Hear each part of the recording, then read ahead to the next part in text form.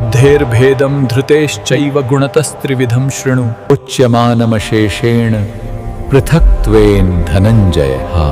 हे धनंजया, आता बुद्धीचे व धृतीचेही गुणानुसार 3 प्रकारचे भेद माझ्याकडून पूर्णपणे विभागपूर्वक सांगितले जात आहेत, ते तू ऐक। वृत्तिंच निवृत्तिंच कार्याकार्यें भयाभये बंधम मोक्षम च या वेत्ति बुद्धिः सा पार्थ सात्विकी। हे पार्था, जी बुद्धी प्रवृत्ति मार्ग व निवृत्ति मार्ग, कर्तव्य व अकर्तव्य, भय व अभय तसेच बंधन व मोक्ष यथार्थपणे जाणते, ती सात्विक बुद्धी होय।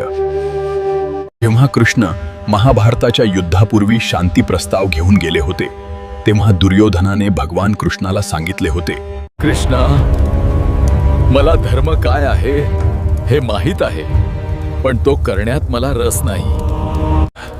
आणि मला हेही माहीत आहे की अधर्म काय आहे, पण तो मी सोडायचा इच्छित नाही।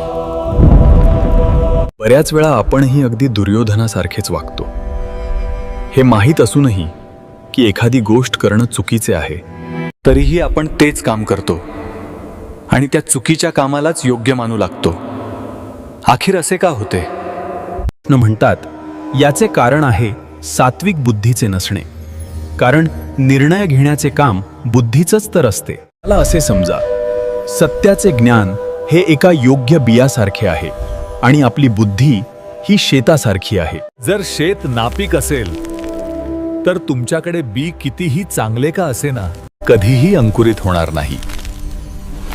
म्हणूनच शेताचे सात्विक असणं खूप गरजेचे आहे। गीतेच्या या श्लोकात कृष्ण बुद्धी आणि धृतीबद्दल सांगतात की या 3 प्रकारच्या असतात, सात्विक, राजसिक आणि तामसिक। कृष्ण पुढे समजावून सांगतात की सात्विक बुद्धी म्हणजेच सर्वश्रेष्ठ बुद्धी ती आहे जी या 4 गोष्टी जाणते। प्रवृत्ती आणि निवृत्ती, कधी कर्म करायचे आहे आणि कधी कर्म सोडून द्यायचे आहे, निवृत्ती घ्यायची आहे।